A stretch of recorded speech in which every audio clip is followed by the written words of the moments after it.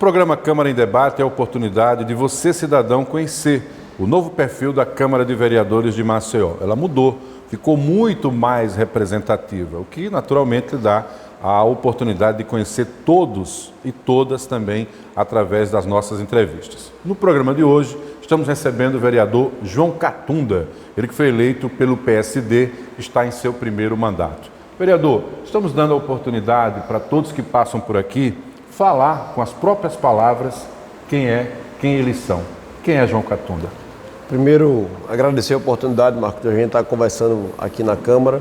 Essa casa, como você falou, tão bem representada, né? Hoje aqui pelos novos vereadores, hoje somos 25. Eu tenho batido muito nessa tecla sobre os novos debates ideológicos que essa casa vem tendo, que fazia muito tempo que a gente mal ouvia falar quem eram os vereadores de Maceió ou da Câmara Municipal de Maceió.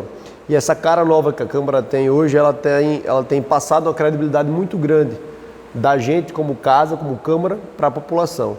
E o vereador João Catunda é um jovem que sempre foi muito entusiasmado quando se tratava da política. Eu sempre segui no caminho da educação, sempre trabalhei muito em projetos voltados à educação e isso foi quem me trouxe relevância, vamos dizer assim, para que eu pudesse hoje estar aqui representando as pessoas que acreditaram nas minhas propostas, no meu trabalho, para que eu pudesse estar aqui hoje como vereador. Então, desde o início, o que acabou lhe motivando para comprar essa briga, para entrar nesse universo tão disputado, né, que é o universo do processo político, foi a educação? Sim, a educação foi o meu primeiro projeto, na verdade, social de grande relevância. Tivemos matérias nacionais, inclusive, discussões com o Ministério da Educação. Ele foi voltado à educação do ensino superior na época. Era o movimento de diploma legal. A gente descobriu o maior escândalo de fraudes em diplomas de faculdades do Brasil. Só em Alagoas tinha 30 mil famílias que tinham sido vítimas desse golpe. No Rio de Janeiro, mais 160 mil. No total mesmo, foi quase 1 milhão de pessoas que tinham sido vítimas do golpe do diploma e a gente conseguiu acabar com todo esse escândalo que tinha existido. Acabamos com uma grande facção que atuava nesse meio e aí a gente conseguiu tomar assim, uma proporção muito grande desse nosso trabalho. E chegou ao ponto, Marcos, da gente chegar final de semana, dia de semana tá indo para o sertão para acabar com a reunião que a turma fazia para tentar trazer cada vez mais vítimas para dentro do golpe e assim acabando com os sonhos de muitas pessoas que às vezes botavam ali o que não tinha para poder ter um ensino superior e buscar uma qualidade de vida melhor para ele e para sua família. E aí o movimento de diploma legal ele tomou relevância, essa relevância nacional e veio cada vez mais me trazendo para perto da política. Depois que a gente passou esse período, né, da discussão do movimento de diploma legal junto com o Ministério da Educação, eu fui convidado a assumir a chefia de gabinete da assistência social do Estado, por conta dos projetos que eu já tinha encabeçado também, fora o diploma legal, e por conta da minha sensibilidade com essa questão social. Então, aceitei o convite e mais uma vez foi mais uma porta de entrada aí para a política, para o meio político. Foi meu primeiro cargo público que eu assumi e logo depois que eu saí da assistência, fui candidato a vereador e graças a Deus estou podendo aqui hoje bater esse papo com você. Você teve uma missão importante quando chegou aqui, que foi o orçamento, né? Sim. Começamos a atual legislatura sem orçamento aprovado, demorou, uma discussão longa, e você como integrante também da comissão foi relator exatamente da emenda lá da construção do orçamento. Como é que foi essa experiência? De algum modo mexeu muito aí, foi muita responsabilidade, o que você poderia dizer? Na verdade, desde o início o presidente Galva tem me dado muitas missões, né? A primeira foi ser terceiro secretário aqui da casa, junto na gestão dele, assumir a presidência da Comissão da Educação e também ser membro da Comissão de Orçamento e aí entraram em um consenso e me colocaram como relator do orçamento que não fomos nós que elaboramos, não foi essa a atual gestão. Então, foi mais difícil passar por isso por conta disso. O desafio foi por a gente não ter participado da construção do orçamento. Mas eu consegui reunir a equipe, reunir os vereadores junto da comissão e, graças a Deus, em consenso, a gente conseguiu aprovar esse orçamento. E estamos agora, mais uma vez, discutindo o orçamento do ano que vem, 2022, com mais tranquilidade, com mais liberdade de opinar, com mais facilidade de remanejamento de valores, saber onde a gente vai fazer os investimentos do nosso município. Você vai ser o relator novamente? Assim espero, né? Vamos trabalhar para isso. Gostou da experiência? Não, né? Gostei, é importante. Eu acho que é uma forma muito boa da gente contribuir com a população. O vereador, naturalmente, quando falamos com os vereadores de um modo geral, a gente tem sempre dado a oportunidade de que eles digam também as bandeiras que trazem aqui para casa. O senhor falou muito do seu envolvimento com a educação. Além delas, o que é que a gente poderia destacar mais? Eu tenho batido muito na tecla, Marcos, não só da educação, mas também da transparência. Eu tenho prezado muito pela transparência no município, até porque é algo que a gente vê que falta muito em todo o Brasil. A gente passa por eleições de 2 em 2 anos e sempre se discute o combate à corrupção ou a falta de transparência, para que a gente possa buscar os investimentos, saber onde estão sendo feitos esses investimentos e depois que a gente sabe onde eles estão, a gente poder cobrar aos poderes executivos, até o próprio legislativo mesmo, que a gente venha efetivar cada vez mais eles nas áreas mais importantes, como saúde, educação, assistência social, a segurança em si.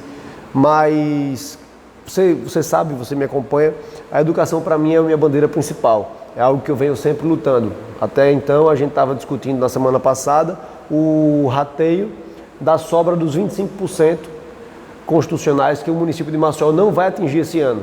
Então, uma forma de o município atingir era rateando esses valores com os professores. Os profissionais de educação como um todo, professores, merendeiras, auxiliares de salas, vigilantes, todas as pessoas que fazem as escolas e a educação de Maceió funcionar. Com relação à transparência, algo que eu posso dizer que a gente vem discutindo muito, é a questão da folha secreta da saúde, que eu tenho discutido muito também, não só no plenário, mas em todos os cantos que eu chego em Maceió. Principalmente nas minhas redes sociais, eu falo muito sobre isso. A gente sabe que tem uma folha que custa em torno de 25 a 27 milhões hoje a saúde de Maceió, mas ninguém sabe onde estão os servidores. Então a gente precisa levar transparência para as pessoas que nos assistem, para as pessoas que nos colocaram aqui, para as pessoas que acreditaram no nosso trabalho, as pessoas que acreditaram no prefeito que hoje está assumindo esse cargo, o prefeito JHC. Então, o meu papel aqui como fiscalizador e legislador é que isso venha acontecer, que a gente possa buscar ferramentas de deixar as coisas mais transparentes possíveis para a população maceioense. O senhor falou da questão dos repasses constitucionais para a educação que não foram aproveitados esse ano, né? E defendendo aí o rateio, mas tem ainda um processo antigo, que é a questão do antigo Fundef, e você acabou também sendo relator, né? De uma emenda importante aí em relação ao rateio do Fundef. Como está esse processo? Fala um pouco como foi a sua atuação. A gente, assim que nos deram essa responsabilidade, mais uma missão de ser o relator do PL aqui do rateio do Fundef, eu tive a oportunidade de conversar com as categorias, com a categoria dos professores, mas com as associações que representam elas. Todas as entidades que defendem os professores em Maceió. O Sinteal, a Associação dos Professores Independentes, de professores horistas, dos professores em si que fazem o município de Maceió rodar a educação. E a gente chegou ao entendimento que eles precisavam, eles defenderam muito os administrativos, queriam que incluir eles aí na lei do rateio do Fundef, e a gente conseguiu entrar em consenso para que pudesse também beneficiar as pessoas que também contribuem bastante com a educação daqui de Maceió. Então, depois de tudo isso, foi feita uma reunião com os vereadores e com toda a categoria para que a gente pudesse trazer a lei aqui para casa e ser votada finalmente, com as emendas necessárias que foram feitas. E relatar esse projeto para mim também foi muito importante, porque acompanho já essa bandeira há um tempo, e como a educação em si é o meu foco principal, eu não podia deixar isso de lado. Então, sempre que você vai em alguma escola, sempre que você vai na própria Secretaria de Educação, as pessoas perguntam, vereador e o Fundef? Hoje está nas mãos do prefeito, então fica a critério dele como vai ser pago, se vai ser pago, quando ele vai pagar. O secretário Ivan de governo agora, que assumiu recentemente, na semana passada, quando a gente fez a reunião, na segunda-feira agora, quando a gente fez a reunião para discutir o rateio dos 25%, ele falou que já estava chegando a uma conclusão para poder efetivar o pagamento do Fundef. Então a gente fica mais uma vez aqui no nosso papel de fiscalizar e cobrar o prefeito que, já que sempre foi a bandeira dele, né, de campanha, ele possa pagar de verdade agora o Fundef. João, você também pegou uma grande responsabilidade, atuando como relator aí do projeto Cartão Bolsa Escola Municipal, Cartão do Bem, né? E, naturalmente, muita repercussão na cidade, porque ele veio no momento em que a pandemia está ainda, né, com muita força e afetando as famílias de baixa renda. Muita responsabilidade desse projeto, né? Eu tive o prazer, na verdade, de relatar esse projeto assim que o prefeito JHC, junto com o secretário Helder, na época, eles prepararam o projeto. O secretário me ligou pedindo para me apresentar, já que eles enviariam aqui para casa para poder ser votado. Eu tive a satisfação de ser o relator, a pedido do presidente Galba também, e pude contribuir, né, dando as minhas orientações ao secretário também e podendo aprimorar aquele projeto. Então, em um dia, a gente conseguiu aprovar o bem em 10 minutos praticamente. Toda a Câmara, na verdade, se movimentou muito para poder aprovar esse auxílio tão importante para as mães, sabendo que a gente estava ali mudando a vida de praticamente todas as pessoas que utilizam a educação, todas as pessoas matriculadas, os jovens matriculados na educação municipal. Então foi uma forma de você girar a economia local, uma forma de você levar comida para a mesa de quem não tinha comida. A gente sabe que na realidade da gente, muitas pessoas vão para a escola apenas para se alimentar, para poder comer a merenda, principalmente em tempos de pandemia, onde tantas pessoas ficaram desempregadas.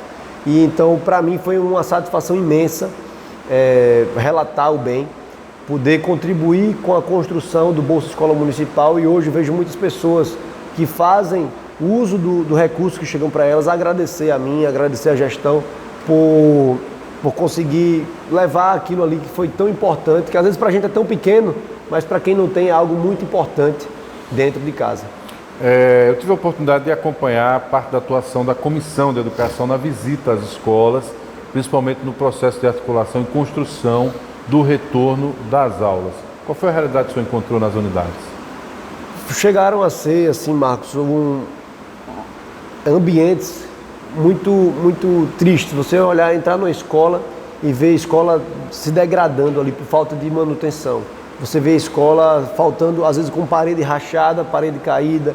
Você não tem uma caixa d'água adequada para movimentar toda a água que vai ser feito ali, o alimento do aluno.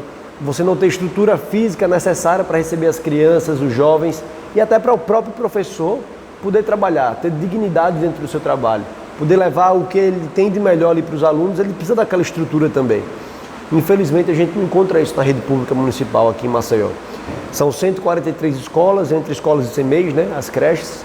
Infelizmente, é de se contar nos dedos quais realmente têm capacidade de retomar as atividades escolares, que hoje boa parte já retomou, mas que possa dar essa estrutura tanto ao aluno e ao professor. É muito difícil. E a gente segue fazendo essas fiscalizações, solicitando cada vez mais ao Executivo que atenda às demandas da Comissão de Educação, independente de lado político, da gente ser base, da gente não ser base, ser oposição ou ser independente. O papel da gente aqui é fiscalizar, e do Executivo é levar essa qualidade, atender as fiscalizações da gente, os pedidos da gente, porque tudo que a Comissão de Educação solicita é para que a gente possa levar uma qualidade melhor à educação de Maceió. Agora, é claro que o processo de retomada, né, e isso incluindo principalmente os professores, há necessidade da estrutura adequada. O principal é a estrutura? Hoje, para ser retomadas as atividades, em tempos de pandemia, o ideal é a estrutura. Por quê?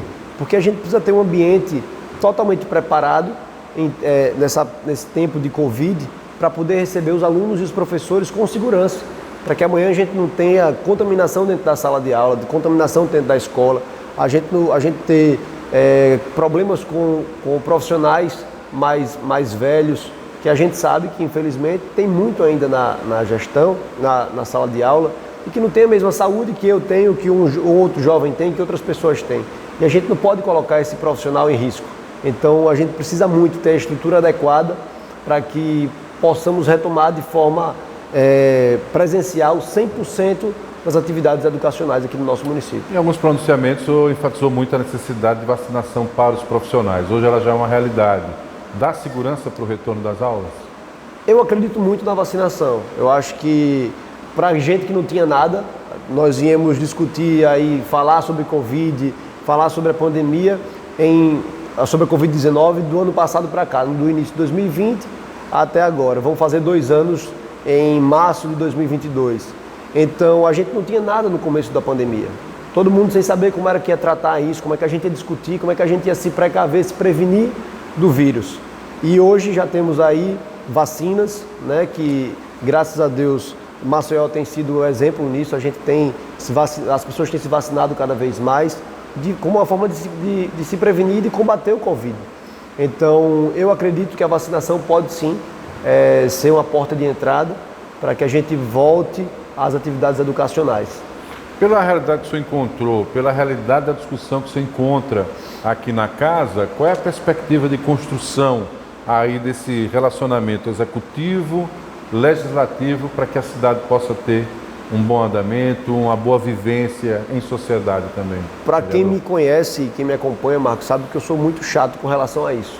Eu acho que o poder legislativo ele é um poder totalmente independente do executivo e bato muito nessa tecla aqui. Nessa semana a gente teve votação de vetos e a gente se depara com muitas situações onde o executivo veta projetos de nós vereadores que são importantes para a população e que as pessoas que nos colocaram aqui, elas acreditam muito no nosso trabalho. Então, cada projeto que a gente faz é pensando no bem-estar dessas pessoas. E quando o executivo ele vai lá e veta um projeto nosso, sem até mesmo discutir com os vereadores, eu acho que chega até a ser uma falta de respeito, quando, lógico, o projeto é bem embasado, quando o projeto vai levar uma real condição ali para a população.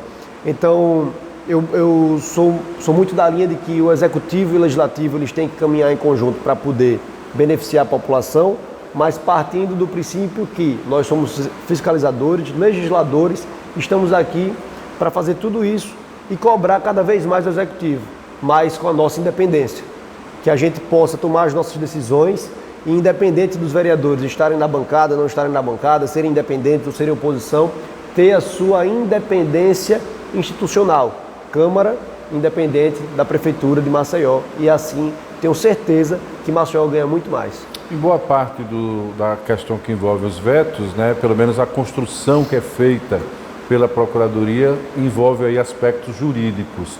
E o senhor acredita que, de algum modo, o fato da Câmara não ter uma escola legislativa, né, meio que para formar técnicos e formar, às vezes, auxiliar até os próprios vereadores, de certa maneira, não cria uma carência do debate nesse sentido também? Hoje, se a gente for se comparar, por exemplo, com a Câmara Federal tem lá a parte legislativa onde auxilia os deputados a prepararem suas leis.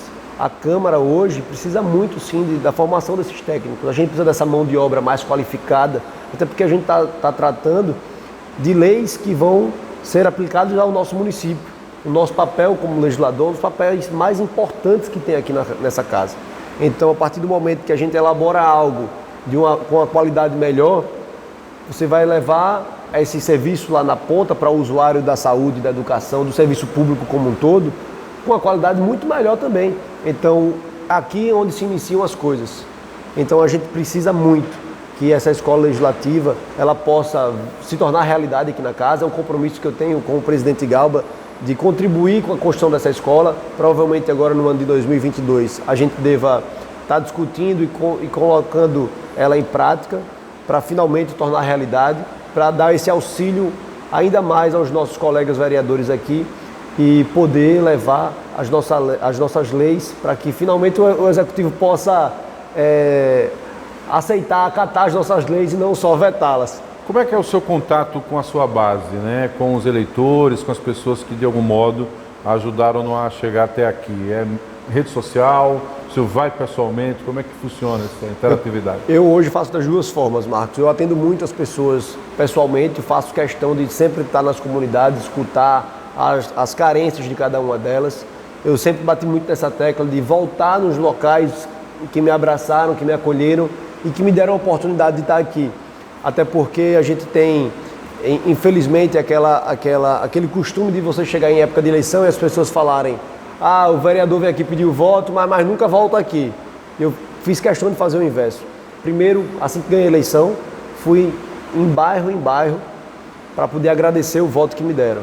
E quando virou o ano, que a gente começou os trabalhos aqui como vereador, eu tive a oportunidade de voltar em cada um desses lugares para entender qual era a carência de cada um deles e trazer as indicações aqui para casa para a gente poder aprovar e o executivo executar esses serviços que a gente tanto solicita. E também pelas redes sociais, que eu acho que hoje ninguém consegue se comunicar a não ser pelas redes. Eu acho que qualquer parlamentar que hoje trabalhe sem a rede, ele fica um pouco fora de uma realidade que existe muito. E é uma forma mais fácil. Eu acho que a rede social ela veio justamente para quebrar esse muro, essa distância que existe entre as pessoas, e na política não seria diferente. Então é uma forma das pessoas encontrarem a gente, de falarem diretamente conosco, de mandar uma mensagem, parabenizar, fazer uma crítica, cobrar algo.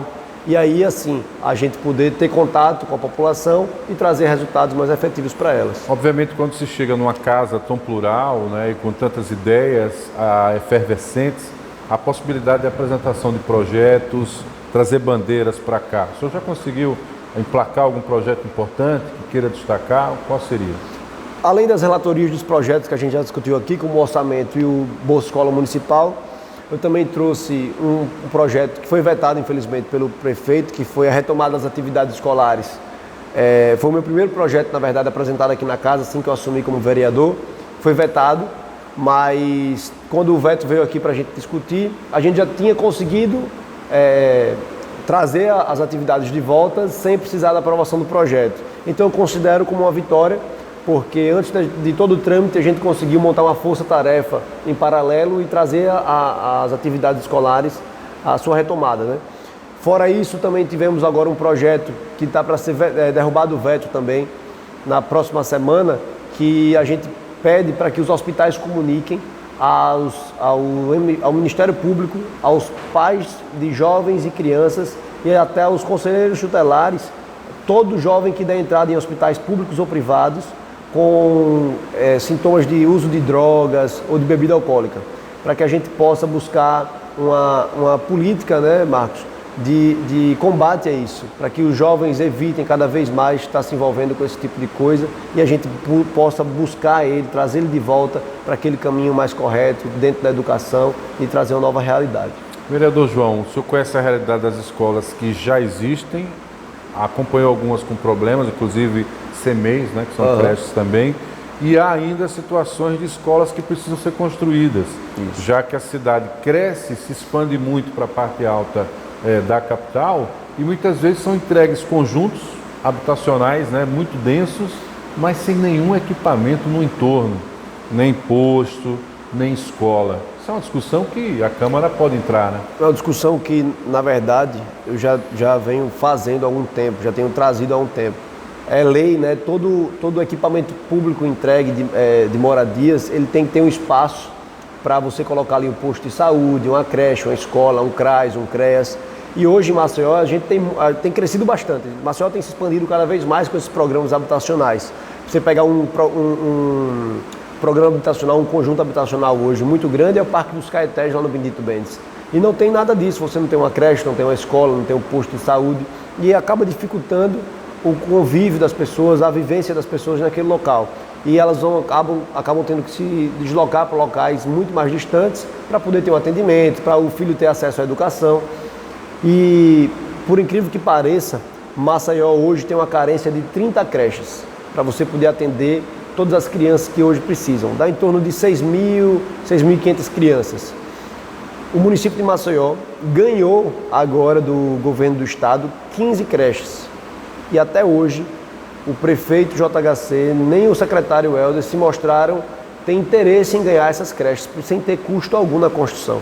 Então, assim, como é que a gente tem uma carência de 30 creches, você ganha 15, ou seja, metade da sua carência, e você não se movimenta, não se mobiliza para que aquilo ali se torne realidade. Às vezes, Marcos, eu bato muito na tecla de que a questão política, ela não pode ser maior do que o interesse público. As pessoas acabam perdendo muito quando a gente coloca o interesse político, o interesse eleitoreiro à frente do interesse das pessoas, do que a gente vai levar de melhor para a população. Então, a gente tem uma carência muito grande, Maceió tem uma carência enorme na educação e a gente não pode perder por conta de questões políticas. O senhor falou que a população precisa se deslocar para buscar atendimento, mas muitas vezes o deslocamento é prejudicado porque também não há transporte. É uma discussão que tem que passar pela Câmara, a mobilidade é um tema recorrente aqui, né? Bastante. A gente ultimamente tem escutado muito a questão até do binário da Cruz das Almas, né? Você vem de Guaxuma, Jacarecica, em direção à Avenida Gustavo Paiva. A SMTT, infelizmente, fez algo ali sem planejamento. Quando você pede acesso aos estudos, não tem estudos. Então, como é que a gente fica? Como é que as pessoas que são usuários daquele binário, elas ficam? Eu sou usuário diário dali, eu moro em Guaxuma.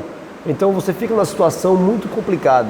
Então, nós que precisávamos sair de casa 7 da manhã para estar no compromisso aqui em Jaraguá, por exemplo, 7h20, 7h30, hoje você tem que sair 6h30, 1 hora antes, porque você pega um engarrafamento enorme.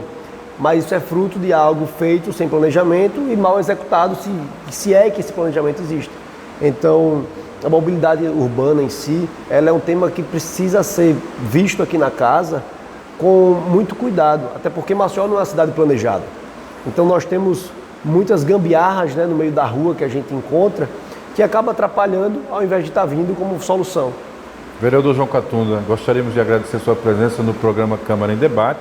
É possível que em outras oportunidades voltemos a conversar, o que é natural, até porque a efervescência de ideias e projetos é muito grande. Até uma próxima oportunidade. Obrigado, Marcos, e a toda a equipe técnica aí que está nos ajudando aqui a fazer o Câmara em Debate. O Câmara em Debate volta a qualquer momento, claro, trazendo uma nova entrevista para que você conheça o perfil da Câmara de Vereadores. Até uma próxima oportunidade.